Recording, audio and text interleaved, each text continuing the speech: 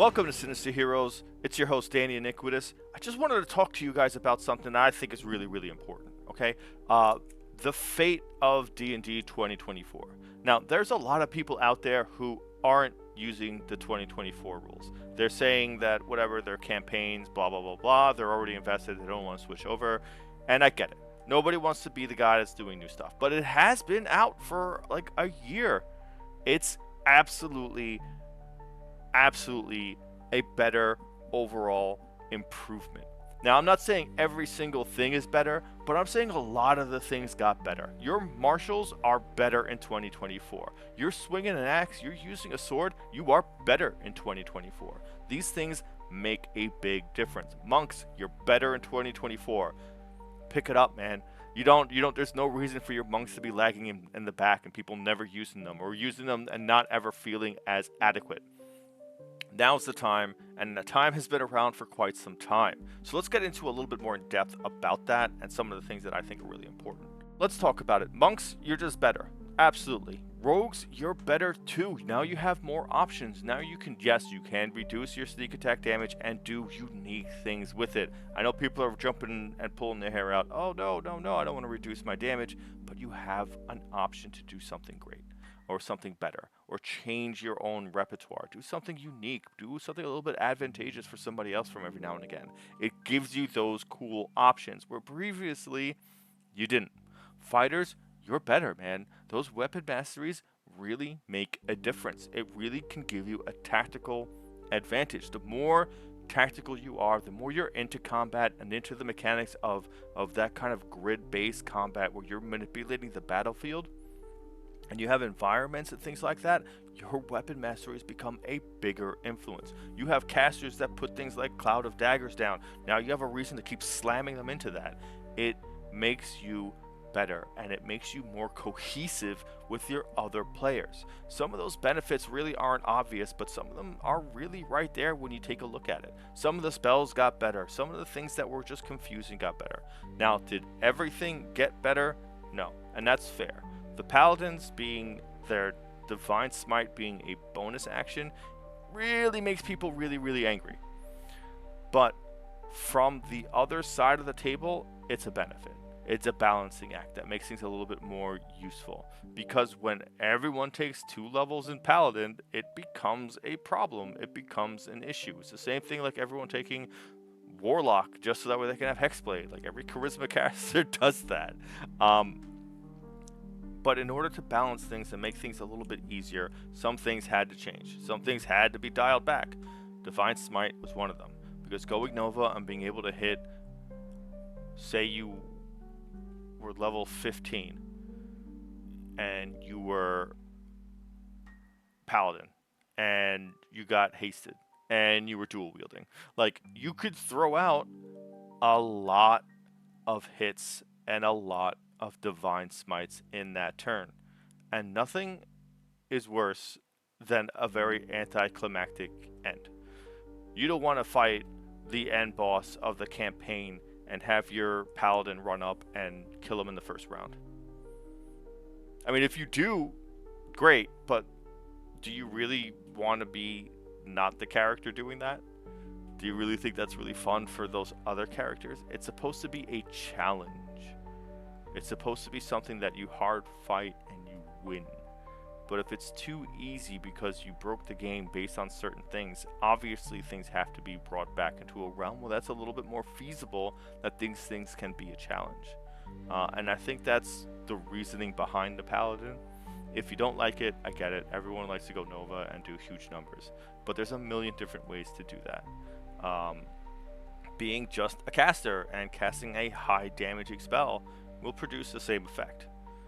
And you didn't have to put yourself in melee combat to do it. The interesting thing I find mostly about people refusing to use the 2024 rules is because it's mostly based on the political background with D&D that they have. Now, I get it. They've messed up a lot. I understand why people hate it, why people don't want to play it anymore, why people are moving on to other things. I get it. I still love the game. The game itself feels great, and I enjoy the stories and playing with people that love the game too. That's a big thing for me. I really enjoy it. That's why I'm still playing it. That's why I'm not jumping ship and playing something else. Mainly because some of the other things, it doesn't connect or resonate as well. Can you do a bunch of different stuff? Absolutely. Every different TTRPG has a different facet that can hit that thing. You want to do insane things in combat, you want to hit crazy numbers, you want to decimate the enemy, maybe you should be playing Warhammer, where you're leading an army as opposed to just one character. That'll give you more opportunities to do a bunch of different stuff.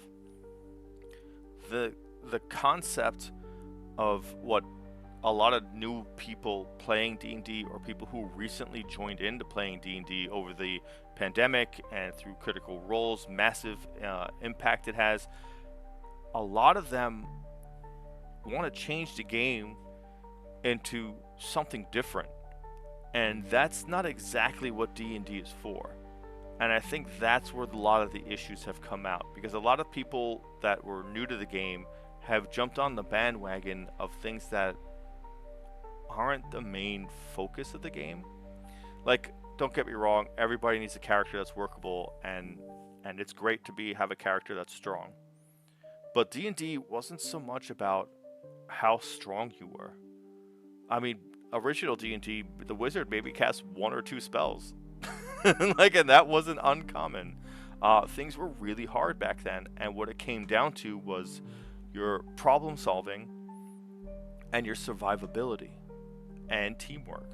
Those are what the game is really, really about. And now everyone kind of builds like a superstar that can kind of handle everything themselves. And I think that takes away from it. The role-playing aspect has changed dramatically as well. Original D&D, there was zero role-play. You were just that character and you just did whatever, but you never spoke as that character. You didn't have accents. You didn't have these like sprawling emotional backstories with connections to these NPCs and have that affect your gameplay. You know, that's something that came out really, really later on, and the game has evolved into that. I think a lot of people really need to take a look at what D&D is, and see the core of what that game is, and not something else that they're looking for. And I think the people that do see the D&D world for D&D are the people that have just been growing with new additions and new additions and new additions and taking those in. You talk to some of the older people that play D&D, people that played with Gary Gygax, the game is very, very different, and they've been evolving as new additions have come in and changed everything.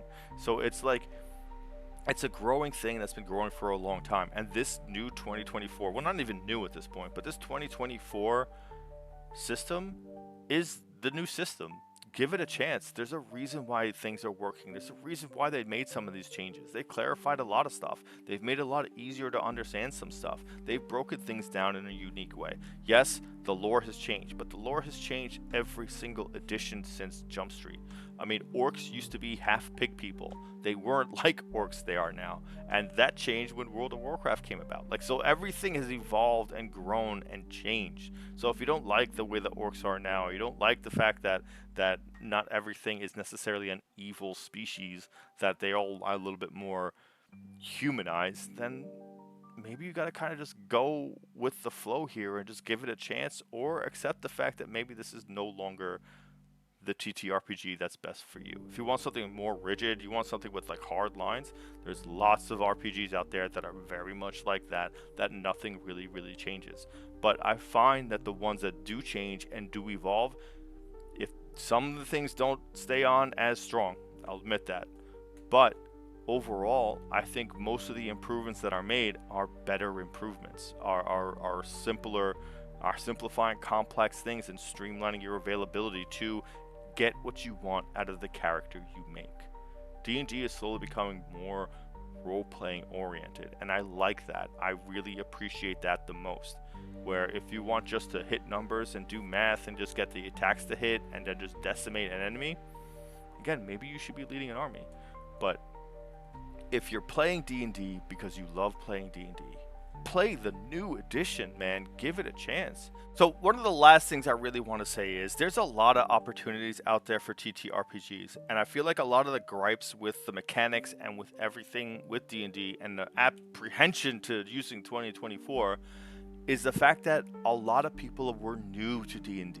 A lot of people started playing D&D 5th edition during the pandemic or right beforehand. Critical Role made a huge impact in causing people to love and want to be part of D&D. And all that happened maybe like 4 or 5 years before the pandemic did. So now, if you'll notice, a lot of the mechanical issues and the changes have come up towards the later echelon of 5th edition, towards the end of it before 2024 came out. I think, in all honesty, it's because a lot of people that were new to D&D started wanting D&D to be something different, and started wanting it to mechanically be something different. And because they're so new to the genre, their availability to see what's out there is very small. That scope is like other TTRPGs that are awesome are really hard to get into because it's really hard to find people to play. I can't stop singing the praises of Vampire the Masquerade. It is awesome. Play Vampire the Masquerade. If you like werewolves, play werewolves. You like ghosts, play Oblivion, play Wraith, play Mage. All these great games are all by White Wolf and all have the same kind of mechanics, but they all have great things. Play Warhammer, play Warhammer 40k, play Call of Cthulhu, play the Star Wars TTRPG, the Marvel TTRPG. There's so many out there, and a lot of people have just been nosediving D&D 5th edition so much that they want it to be something different, and they're mad that it's something different because they now are starting to see what they want out of a TTRPG, and they're not pursuing that because it's very difficult to get into. And I get it. It is difficult to get some of those games. If you find someone that's playing Vampire the Masquerade, you hold on to them more than you've ever held on to anything in your life. But that, I think, is skewing what D&D 5e and D&D 2024 are. I do believe 2024 is a great improvement. I think everybody should be playing it. It breaks my heart to see some videos coming out where we're not using 2024, and they're still seeing them. Like, why we refuse to use 2024? Like, give it a chance, evolve with it. Or if you don't want to play D&D because you don't like the way it's run, like, try another TTRPG. Stop proposing this idea that 2024 is bad because it's not what you've wanted ever. You know, maybe it's time for you to graduate from D&D and start going deeper into some of the obscurity and unknown that is the great library of awesome TTRPGs you can play. That might be where you are. That might be why you're apprehensive of playing 2024. Maybe you just don't want to because of whatever other reasons you have politically to do so. But, and by politically, I mean strictly with the policies and the leadership at Wizards of the Coast. Outside of that, I think a lot of people are just tired of playing the same game. And I think that's a bigger problem than the D&D 2024 rule set. Well, with that said and done, I hope I've given you guys something to think about. If you haven't played D&D 2024, I really encourage you to do so. Again, I find it's a better circumstance. I find it works cleaner. I find it's a lot of improvements in the best kinds of ways. Spells that were terrible are way better now. Spells that were or things that were overpowered have become more reined in, so it's more balanced.